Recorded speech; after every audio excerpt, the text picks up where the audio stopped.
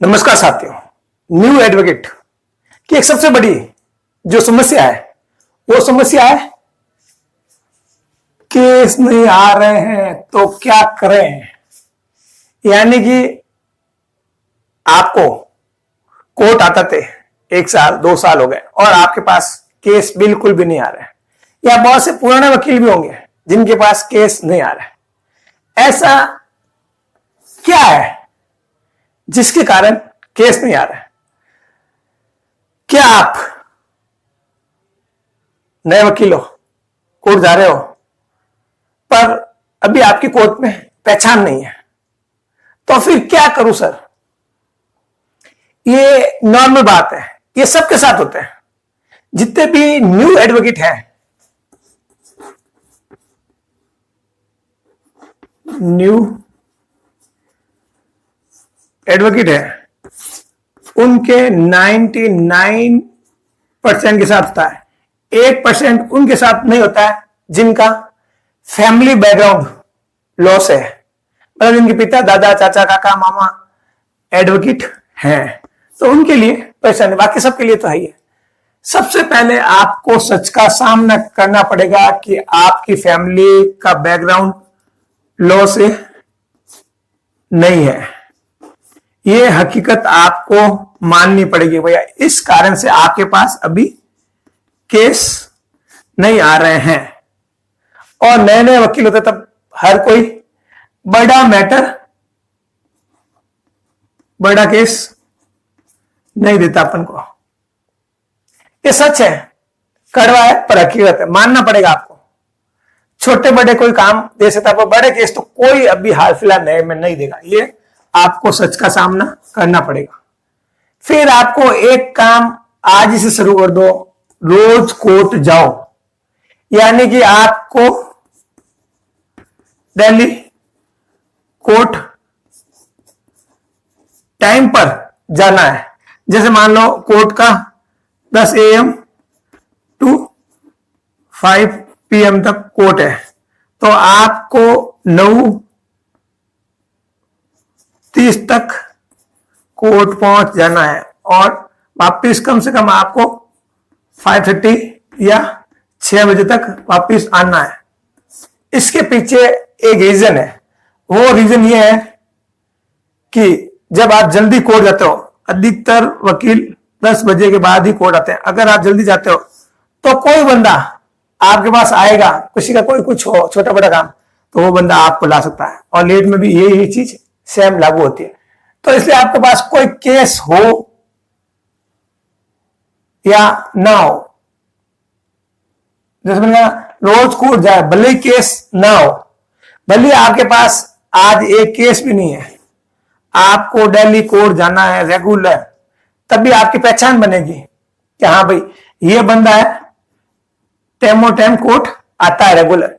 अगर आपके पास केस नहीं है, वहां कोर्ट जाए नहीं है, तो लोग कहेंगे यार नहीं आता बंदा। और रोज आप अपने जो सीट है या चैम्बर है या जिन बॉस के साथ हो, तो उनको लगे हाँ यार ये बंदा रेगुलर आता है। और लोगों में भी लगे हाँ यार आप जब घर से निकलते रोज कोट और पहन के, बाइक या कार जो भी लेकर, तो लोगों को भी लगता है ये बंदा कोर्ट जा रहा। भले आपका केस हो या ना हो, आपको कोर्ट जाना है। फिर खुद का प्रचार। अब लॉ में आपका प्रचार कौन करेगा? कोई दूसरा। आपको सेल्फ प्रचार करना पड़ेगा। कैसे? आज जमाना है ऑनलाइन का। ऑनलाइन जमाने में क्या क्या है? सबसे पहले आता है Facebook, Insta, YouTube, LinkedIn, just dial, ये सारी चीजों पर आपको अपना प्रचार। अब बोलो सर मैं प्रचार कैसे करूं? प्रचार का मतलब आपको कुछ ना कुछ लीगल पोस्ट डालनी पड़ेगी।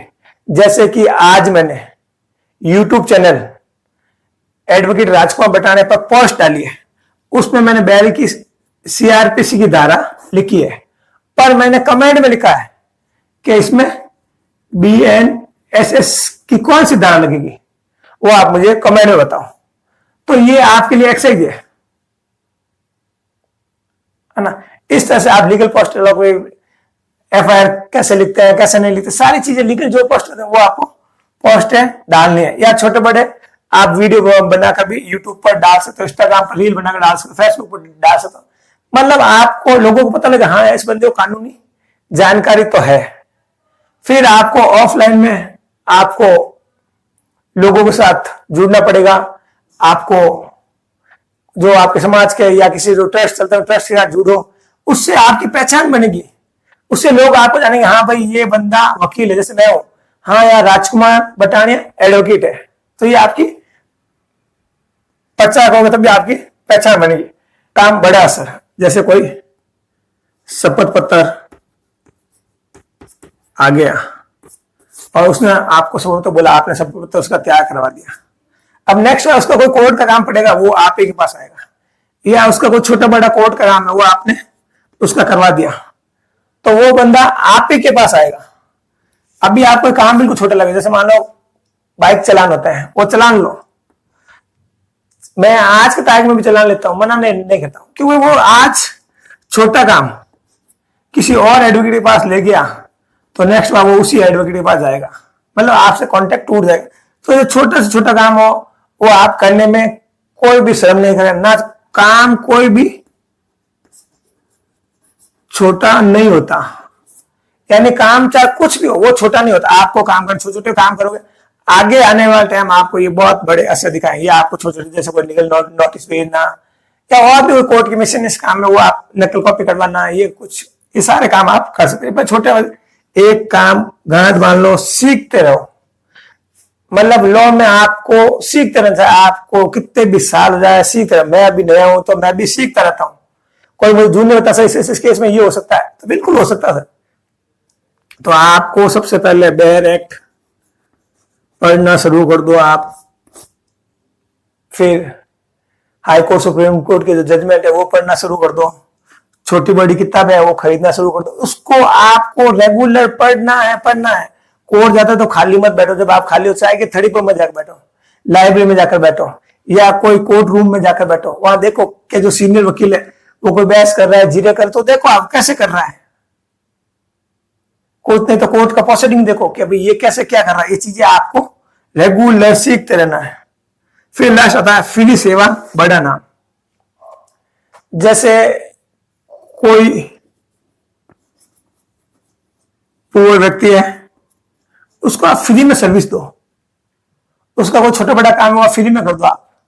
कोई ट्रस्ट है तो ट्रस्ट में जुड़ो, लीगल एड है तो लीगल एड में आप जुड़ो, वहां अपनी फ्री सेवा दो, उससे आपका क्या होगा, नाम होगा, और जब नाम होगा तो काम भी आएगा।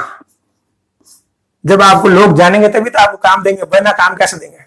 तो इसलिए आपको फ्री सेवा भी बड़ा नाम है। आपको संस्था में जुड़ो, संस्था में जुड़ने के बाद आप बोलो सर मैं यहाँ फ्री सेवा दूंगा लॉ से रिलेवेंट, ठीक है, ये आपका तो जो आपका जो कागज का खर्चा लगेगा वो आप दे दो, बाकी मैं आपकी फ्री सेवा दूंगा मेरी तरफ से। तो वहां के जो संस्था में जो लोग काम करते हैं वो आपसे जुड़ेंगे और वो लोग आपकी फ्री में सेवा लेंगे। पर बाद में जब कोई उनका कोई पर्सनल कोई काम होगा तो बोले यार हमारे ये वकील साहब है राजकुमार जी हैं, इनके पास आप चले जाओ, तो ये आपके पास रेफर करेंगे ऐसे केस, तो आपका केस आना शुरू हो जाएंगे। कुल मिलाकर बात यह है कि 1, 2, 3, 4, 5 और 6, ये 5 चीजें आपको ध्यान रखनी है किसी भी कंडीशन में। अगर इससे रिलेवेंट आपका कोई भी सवाल हो तो आप मुझे कमेंट बॉक्स में लिखे, मैं 100% आंसर दूंगा आपको। इससे अलावा कोई लॉ का कोई सवाल हो, कोई कुछ भी आपकी लॉ से रिलेवेंट समस्या आ रही है तो आप मुझे कमेंट करें, अपन 100% आपका रिप्लाई देंगे। आई होप आज का वीडियो आपको अच्छा लगा है तो एक लाइक करो, एक प्यारा सा कमेंट करो और अपने दोस्तों के साथ शेयर करो। इसी के साथ जय हिंद, वंदे मातरम।